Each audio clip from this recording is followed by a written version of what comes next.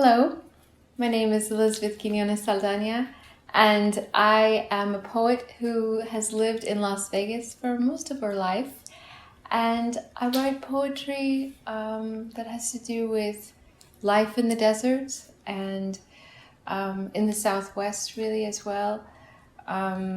Borders, family, and oftentimes matters of transcendence work their way into my poems, but I'll let them speak for themselves. If you are interested in reading some of my work, you can find my chapbook, Bougainvillea, at tolsonbooks.com. And so now I'd like to share some poems with you. This first poem is a poem about Las Vegas. It's called Any Old Day. Across the table, we take our hands together, for no one knows the hour or the day. Still, a summer morning gathers strength due west. Here's our desert city, tied to a crane-neck lover whose shut eyes twitch with visions of the good life. This Las Vegas, her blue angel in the boneyard, veiled tranquil gaze, no longer in need of rehearsal. Svelte mastery, like a shadow cast by momentum, may be found leaning against faded ironworks, venerated plaster, chips of paint. Outside we sit in sight of towering reflecting pools like magnifying glass. We don't wait for fires to catch, but interlace fingers and ask, how will we answer the relentless bribe offered us today?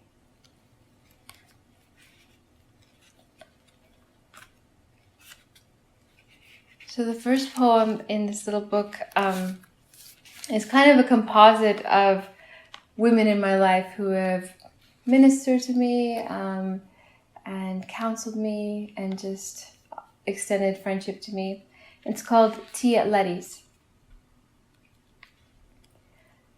Letty tells me the children may scream into a pillow or stomp pine needles within the hedge. The deed is in her parents' name, though all parties know where the stakes were driven, parceled out land each inherits. She says the door may shut, the phone to remain in the open. We stand over cups of steeping tea. No one denies the harm done.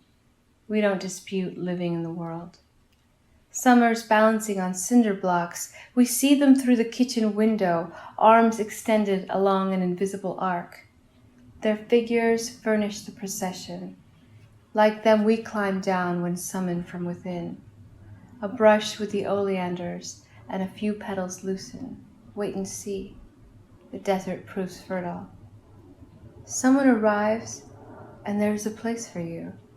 Someone arrives, a place was created for you. Letty sets out a spoon, offers honey. Te basta mi gracia hangs, suspended by a nail. As for one father, he couldn't bring himself to return. Hers made amends. As for questions raised, there is the hour of night when nothing is held in reserve. We don't save up, we spend. As those born blind to receive sight, a daub of saliva and earth from the right hands will do. Having been spared, having lost was what was needed to lose. Tell me of these encounters, how we emerge, altered, though recognizable, how they will too.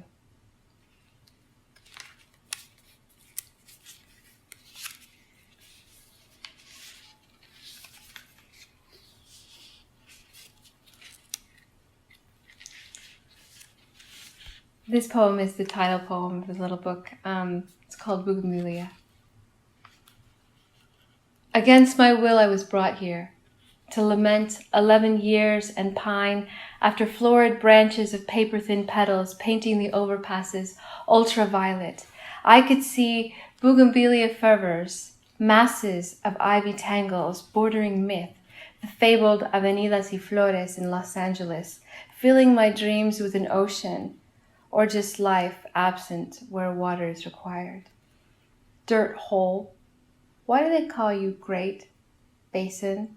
I wondered in a classroom, flat paint, Green carpet, 2 bathrooms. What do I care? House deed. That's where the sleeping figure of my father faded, gone.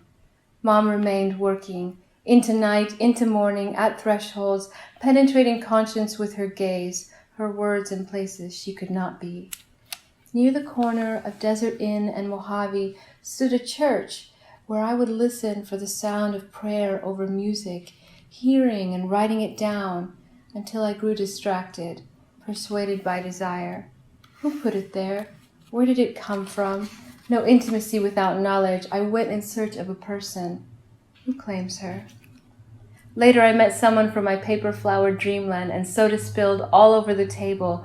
Read his poems, learned his secret middle name, and we found ways around previously held beliefs, driving to Venice Beach under brushstroke kaleidoscopes to find a thing out. Still, how far will a kiss take you? Nights I walked down Tropicana praying through tears.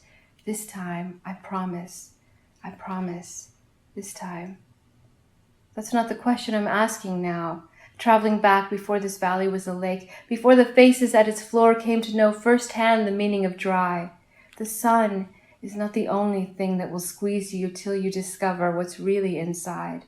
But I have come to learn the willingness of water, to take, fill, split open, fashioning a thing from dust into something new.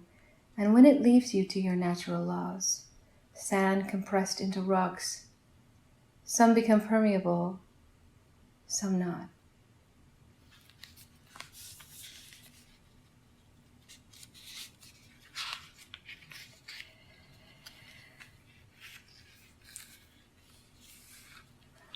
This is called The Dragon Mountains. The afternoon we leave late. The sun bears down along the western ridge. Red rocks tracing sky. They part company slowly. Calling my son's attention, there are dragons in those mountains. A whisper scattered out the open window on the way to meet his father. It's true. Like the Leviathan no man summons, they move in the depths of colossal vision, rousing me from forgetfulness with monsoon, July, the kind that begins and ends dry. They suspire cumulus between blazes, to bless or befall. Yes, now I remember. Great are their number, varied their call. Then each afforded its moment transliterated, if memory holds, when I pass through mirage, if the witness is credited, mounting, descending, converging here and here and here. Their tremors play upon the idling car. As the lake recedes, further still, an underground spring is lately discovered. Another baby pipes up. Are we there yet? Yes, almost there. I cut across the parking lot. Spare 2 seconds you've been waiting outside. Unsling the bag from your shoulder and join us. If you're thirsty, there's melted ice. It runs down the side of the bottle as you drink.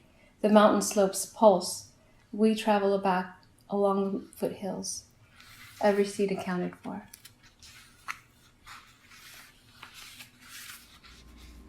This next poem was inspired by my time living in the area around UNLV and Maryland Parkway. And so it's called Take Heart, Crossing Maryland Parkway.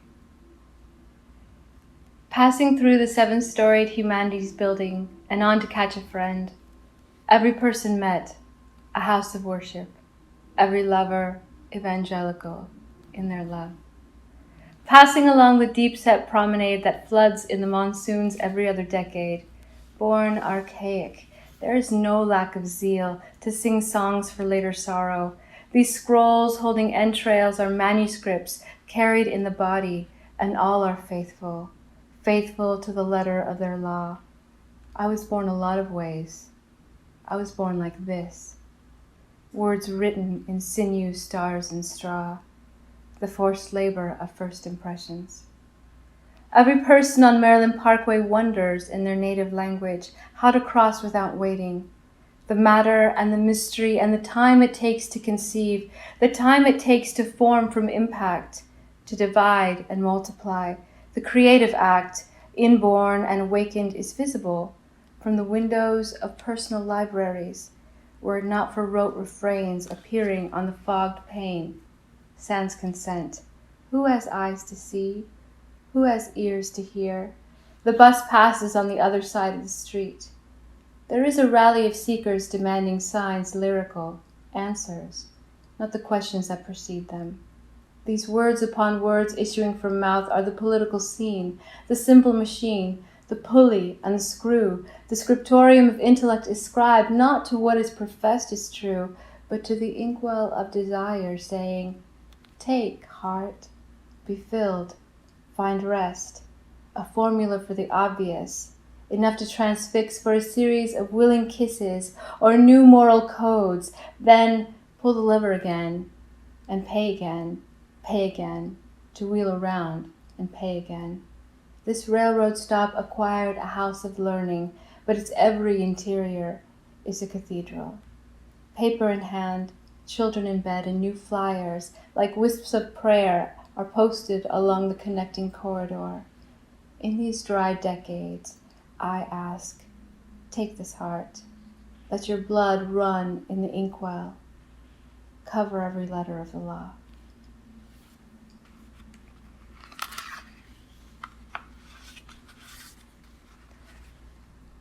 This is a reunion poem.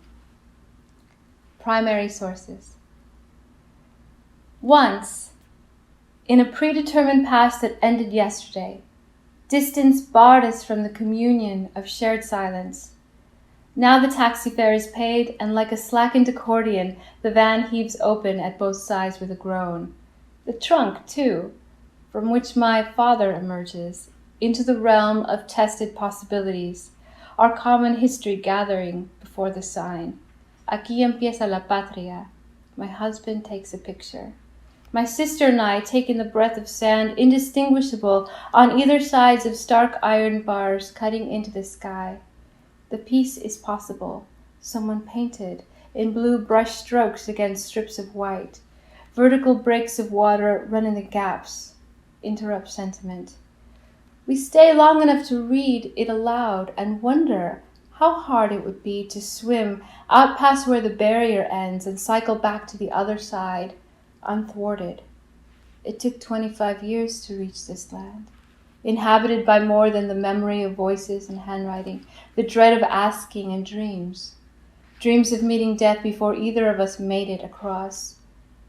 By evening, I will leave this place. Tomorrow, so will you. We to our ranges of mountains, Las Vegas, Monterrey. You shake my hand before leaning in to embrace. No one thought to take a picture.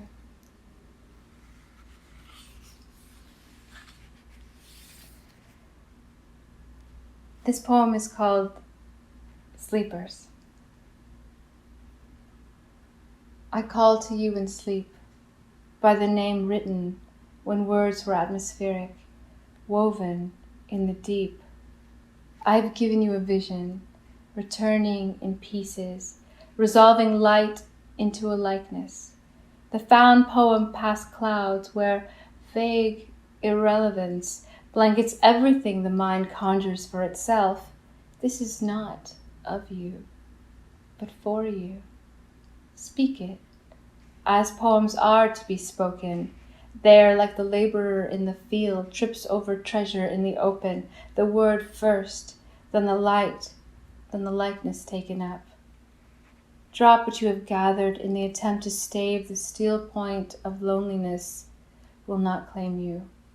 Along roots of cast stones, along endless desert sand, and should you arrive at the symposium, corridors inlaid with pearls, should you find yourself, sojourner, dispossessed of a common language, in cities of hostile observance, or among their milder companions, I am with you. Life, upending death, upending life. Wake, beloved, wake.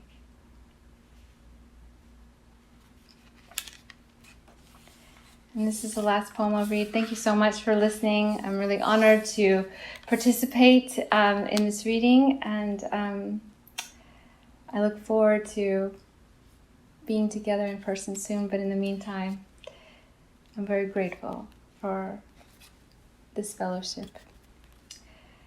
This is called Distant Music. Your voice is a coin in a fountain. You ask for one to drop. Your face is brilliant, transparent, an amber pendant at rest against me. Someday, if you ask, I will give it to you. Keep it for me, would you?